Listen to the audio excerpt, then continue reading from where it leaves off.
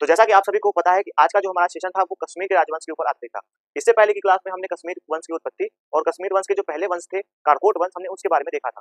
तो आज हम जो है उस श्रृंखला में उसके नेक्स्ट कह सकते हैं कि वंश है उत्पल वंश, हम उसके ऊपर जो है वो चर्चा करेंगे। यानी कि आज का जो हमारा सेशन है वो हमारा कश्मीर वंश के ऊपर आधारित है और उत्पल वंश के बारे में और यस्कर वंश के बारे में जो है वो हम देखेंगे। तो सबसे पहले हम उत्पल वंश के बारे में देख लेते हैं कि उत्पल वंश किस प्रकार से जो उसके शासक थे उन्होंने अपना शासनकाल जो है किया था। इनके जो संस्थापक हमें देखने को मिलते हैं वो अवंती वर्मन देखने को मिल जाते हैं। यानी कि उत्पल वंश के जो संस्थापक हैं वो हमें अवंती वर्मन जो है वो देखने को मिल जाते हैं। आपको बता दूं कि कश्मीर में कारकोट वंश के बाद जो है वो उत्पल वंश की उत्पत्ति हमें देखने को मिल जाती है। इस वंश के जो प्रसिद्ध हमें महिला देखने को मिलती है उनका जो हमें नाम देखने को मिलता है वो सुगंधा देखने को मिलता है। आपको एक बात और बता दूं जो नोट कर लीजिएगा कि अब हमें जो जितने भी वंश इसमें देखने को मिलेंगे उसमें हमें महिलाओं की भागीदारी जो है वो राजनीति में जो है वो ज्यादा देखने को मिलेगी। चाहे वो कोई भी वंश हो उसमें हमें महिलाओं की जो भागीदारी है वो हमें देखने को मिलेगी। यानी कि इसके बाद जो हम 3 वंश पढ़ेंगे उसमें हमें महिलाओं की भागीदारी जो है वो देखने को मिलती है। तो इनसे भी जो क्वेश्चन है वो आपसे पूछे जा सकते हैं, तो आप इसको जो है अच्छी तरीके से जो है वो नोट कर लीजिएगा। तो इस वंश की जो प्रसिद्ध महिला थी उनका नाम हमें सुगंधा देखने को मिल जाता है। आपको बता दो कि अवंती वर्मन ने एक उनके अभिनेता थे, उनके राज्य में जो है वो 2 अभिनेता हमें देखने को मिलता है जिनका नाम हमें शून्य और शून्य देखने को मिलता है, सौम्य और शून्य देखने को मिलता है। इनसे इन्होंने झेलम नदी पर जो है वो बांध का जो है वो निर्माण कार्य करवाया था। ऐसा वर्णन हमें इनके बारे में देखने को मिलता है। इन्होंने अवंतीपुर नामक एक नगर का जो है वो निर्माण कराया था, ऐसा भी हमें वर्णन इनके बारे में देखने को मिलता है। इनके नाम से इनका नाम अवंती वर्मन था और इन्होंने अवंतीपुरा नामक एक नगर की जो है स्थापना कराई थी। उसके बाद आपको बता दूं कि अवंती वर्मन की जो मृत्यु हुई थी वो इनके राज्य में एक हजारा जिला है, वहां पे ये गए थे जंग विद्रोह को दबाने के लिए और वहां पे इनकी मृत्यु हो जाती है। इनके मृत्यु के पश्चात इनकी जो पत्नी थी सुगंधा वो शासिका के रूप में जो है वो कार्य करती है। लेकिन आपको बता दूं कि 914 ईस्वी में उनको उनके मंत्रियों द्वारा जो है वो कैद कर लिया जाता है और उनको मार डाला जाता है। तो ये तो बात रही हमारे उत्पल वंश के बारे में। अब हम देखेंगे इसके बाद जो है वो हमारा यस्कर वंश है। आपको बता दूं कि उत्पल वंश की जो रानी थी 914 ईस्वी में जब इनकी मृत्यु हो जाती है तो उसके बाद एक हमें जो लंबा काल देखने को मिलता है 939 ईस्वी तक का एक हमें दीर्घ काल देखने को मिलता है जिसमें हमें किसी भी शासकों का जो है वो वर्णन देखने को नहीं मिलता। उसके बाद आपको बता दूं कि ब्राह्मणों ने एक अपना सभा आयोजित किया और उसमें सामान्य सभी ब्राह्मणों को बुलाया गया और उसमें एक ब्राह्मण थे जिनका नाम था यस्कर, उनको जो है वो सम्राट ब्राह्मणों द्वारा चुना गया था। इसलिए इस वंश को जो है वो यस्कर वंश जो है वो कहा जाता है। इस यस्कर वंश की जो है वो संज्ञा जो है वो दी जाती है। उसके बाद आपको बता दूं कि 939 में ब्राह्मणों की सभा जो थी उसमें यस्कर को सम्राट चुना गया, जो मैंने अभी आपको बताया। उसके बाद इसके यस्कर के बाद हमें एक महत्वपूर्ण शासक देखने को मिलते हैं जिनका नाम हमें क्षेमगुप्त देखने को मिल जाता है।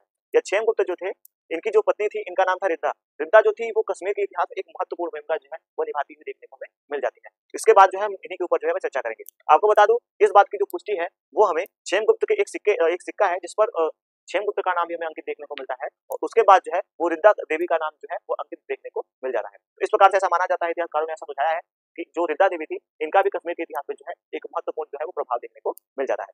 उसके बाद आपको बता दूं कि क्षेमगुप्त ने 980 से लेकर के 1003 ईस्वी तक कश्मीर पे जो है वो रिद्धा के शासन में जो है वो शासन किया था। उसके बाद उनकी जो है मृत्यु हो जाती है और रिद्धा देवी जो है वो शासक के रूप में जो है शासिका के रूप में जो है अपना कार्य करना प्रारंभ कर देती है। आपको बता दूं कि रिद्धा देवी थी ये हिंदू शाही राजघराने की थी और इन्होंने जो कश्मीर की राज व्यवस्था थी उसको अच्छी तरह से जो है उसका कार्यभार संभाल रखा था। उसके बाद आपको बता दूं कि इन्होंने लगभग 50 वर्षों तक जो है रिद्धा देवी ने जो है वो शासन किया था। रिद्धा का जो मतलब होता है, अगर हम रिद्धा का शाब्दिक अर्थ समझने का जो है प्रयास करें तो रिद्धा का जो शाब्दिक अर्थ हमें देखने को मिलता है वो यह देखने को मिलता है कि रिद्धा का मतलब होता है बड़ी बहन। यानी कि रिद्धा का जो शाब्दिक अर्थ होता है वो बड़ी बहन होता है। इस प्रकार से हमें इनके नाम के बारे में भी वर्णन देखने को मिल जाता है। आपको बता दूं कि रिद्धा देवी ने अपने शासनकाल में एक रिद्धापुरा और कनकपुर और रिद्धापुर नामक 2 नगरों का जो है वो निर्माण करवाया था। लेकिन आपको बता दूं ऐसा कतई नहीं था कि इन्होंने इतने अच्छे जो कार्य किए थे तो ये जो थी एक अच्छी महिला थी। यह इनके बारे में इतिहासकारों का कहना है कि यह एक दुराचारी जो है वो महिला शासिका हमें देखने को मिल जाती है। यानी कि यह एक दुराचारी शासिका महिला हमें देखने को मिलती है। इस प्रकार से हमने आज उत्पल वंश के बारे में और यस्कर वंश के बारे में देखा। अब जो है हमारा नेक्स्ट यानी कि लोहार वंश, हम लोहार वंश के बारे में जो है वो अपने चर्चा को क्लियर हो जाए। तो सबसे पहले आपको बता दूं कि आज का जो हमारा सेशन था वो हमारा कह सकते हैं उत्पल वंश और जो यस्कर वंश था उसके ऊपर हमने देखा था। उसके बाद जो है हमारा लोहार वंश, जो इस वंश का हमें अंतिम वंश देखने को मिलता है, तो हमने लोहार वंश के ऊपर जो है वो चर्चा करी। अब हम देखेंगे लोहार वंश के बारे में जो हमें प्रारंभिक बातें देखने को मिलती है वो क्या देखने को मिलती है। तो सबसे पहले हमने देखा था कि रानी रिद्धा के बारे में देखा था। तो रानी रिद्धा जो थी वो हमें यस्कर वंश में जो है वो देखने को मिली थी। उसके बाद आप देखेंगे कि रानी रिद्धा का कोई भी उत्तराधिकारी नहीं था, लेकिन उन्होंने संग्राम राज जो कि उनके भतीजे थे उनको जो है वो अपना एक कह सकते हैं कि उत्तराधिकारी के रूप में जो है वो नियुक्त किया था। तो जो संग्राम राज थे इन्होंने ही लोहार वंश की जो है वो स्थापना की थी। इसमें हमें 1003 ईस्वी से लेकर के 1028 ईस्वी तक का जो शासनकाल है वो इनका हमें देखने को मिल जाता है। आपको बता दूं कि जो संग्राम जो कह सकते हैं कि संग्राम जो राज थे, इन्होंने तुंग के नेतृत्व में और तुंग के नेतृत्व में त्रिलोचन लाल के साथ जो है, त्रिलोचन लाल जो थे उनके साथ जो है वो महमूद गजनी से लड़ने के लिए अपनी एक सेना जो है वो भेजी थी। सेना जो है भेजी थी, लेकिन यह जो सेना थी यह जाती है, युद्ध लड़ती है, लेकिन यह परास्त हो जाती है। तो ऐसा वर्णन हमें इसके बारे में देखने को मिल जा रहा है। आपको बता दूं कि इनके बारे में और जो सारी में बातें यह देखने को मिल जाती हैं कि इनके पश्चात जो है वो अनंत और सुमति जो है वो शासक बनते हैं, यानी कि जो संग्राम राज है इनके बाद जो है वो अनंत और सुमति जो है वो शासक बनते हैं। लेकिन यह दोनों इतने मतलब कह सकते हैं इन्होंने इतना ज्यादा जो है वो कर्ज ले रखा था कि इन्होंने आत्महत्या करके जो है वो कर्ज को ना पूरा कर पाने के बाद इन्होंने आत्महत्या करके कर अपनी जान दे दी। उसके बाद आपको बता दूं कि इसके पश्चात जो है वो कलश और उनके तदुपरांत जो है वो हमें हर्ष जो है वो शासक के रूप में जो है वो देखने को मिल जाते हैं। आपको बता दूं कि हर्ष एक विद्वान थे, कई भाषाओं के जो है वो ज्ञाता थे और कई विषयों के जो है वो ज्ञाता के रूप में हमें देखने को मिल जाते हैं। इस प्रकार से हमें हर्ष के बारे में जो सारी जानकारी है वो आपको देखने को मिल जाती है। लेकिन एक बात और आपको बता दूं कि जयसिंह जो थे वो लोहार वंश के में अंतिम शासक के रूप में जो है वो देखने को मिल जाते हैं, यानी कि जो जयसिंह है वो लोहार वंश के में अंतिम शासक के रूप में जो है वो देखने को मिल जाती है।